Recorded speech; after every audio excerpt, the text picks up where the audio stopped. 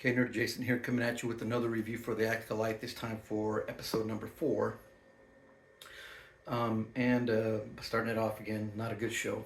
This episode was not as bad as the last one, not as offensive, um, but it was still pretty boring. I'm not enjoying this show, like from the acting to the writing to the way it looks. Doesn't quite look or feel like a Star Wars to me. I mean, and they spend a whole lot of money. I don't see where they spent 180 million on this show, but that's what happens, and that's where they're at. Um, but this show, once again, not very good. This episode not as bad as the last. I gave the last one a full 12 pack, which is the worst score I can give a show. The first 2 episodes, I gave him a 6 pack, so you got to have a nice little buzz to find some kind of enjoyment. And I'm going to stick with that one here. I'll give it about a 6 pack. Well, not as bad. It was still boring. Not a whole lot going on. But we do have some things that I did have some issues with. I guess we find out that lightsabers actually do kill. There's going to be some minor spoilers here, but I don't think most people care. Um, but yeah, I guess if you cut an X across someone's chest, that kills someone with the lightsaber. I mean, you could stab them through the gut, through the chest. I mean, a little dip in the back the tank will clear that right up. But X through the chest, boom, you're done. You're dead.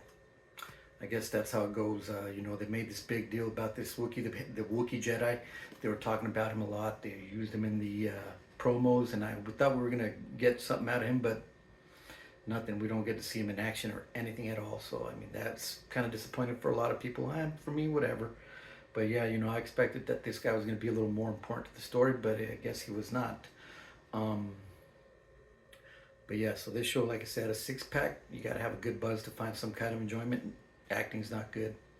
Writing's not good. The best actor on this show, I believe, is the guy that plays Master Soy. I'm not thinking of his name right now, but and I didn't even know this. I guess he had to learn to speak English to take this role, and he's the best actor in the show.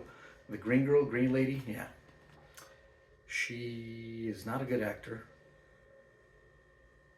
She was put in there for other reasons. But yeah, you got Kathleen Kennedy at the top, Dave Filoni, Leslie the Four Headland, Harvey Weinstein's personal assistant, that are running this show right to the ground. Like I said, Star Wars is pretty much done with me. I'm done with it. Do not recommend this show.